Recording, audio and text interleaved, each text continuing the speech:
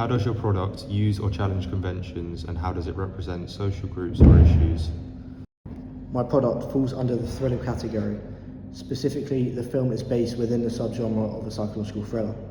Psychological thriller films are known to draw in an audience with their intensity and expose audiences to dangerous situations to give them a real-life experience in a controlled environment, meaning that they can experience the media through the techniques used.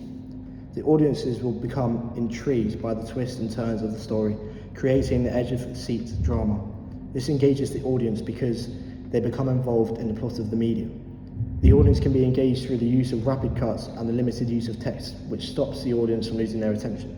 I was able to conform to the genre by using flashbacks, which foreshadowed the plot of the trailer. During these flashbacks, I ensured to not give away the full plot, to make the audience want to find out.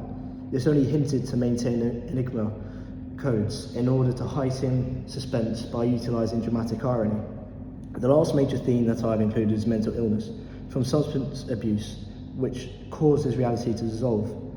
This allows the audience to understand the context of the situation and can allow some audience to relate to this.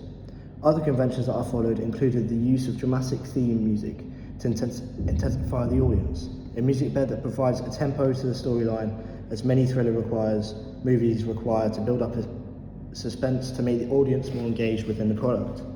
Similarly to most psychological thriller movies, I shot the majority of the opening sequence using a low-key lighting that was hard light, showing the sharp edges of shadows to explore the theme of uncertainty.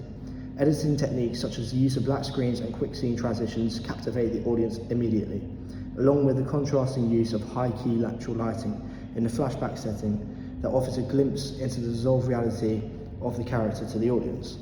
On the other hand, I decided to challenge the conventions by using extreme long shots to establish the setting, mainly due to the lack of technology, as I did not have an access to a drone.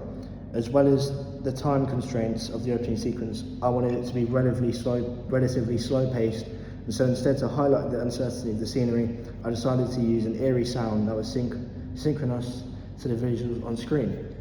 I also decided to replace the extreme long shot with low angle full shots to establish the setting, as it makes the infrastructure appear larger and makes the characters appear smaller, which makes them appear weaker and more vulnerable.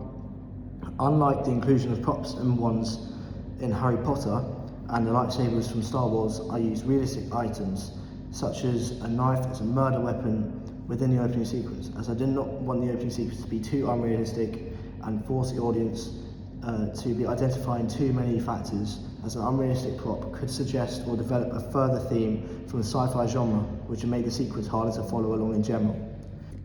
Following the iconography conventions of thriller films, I use props that held certain symbolic meanings.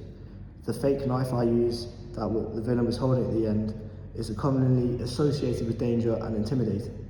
The sharpness shown by the lighting and the fake blood in the camera represents death and symbolises murderous intent, and how mysterious characters can be a sign of danger.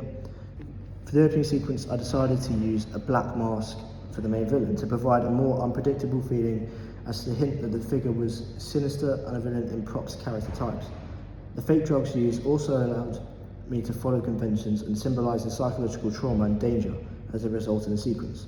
I did not use many props during my opening sequence because it could become confusing for the audience to follow, and would like the sequence to be easy to follow and interpret. Therefore, I did not use many props, as audiences may interpret extended meanings and symbolise of them, which could have become complicated to follow.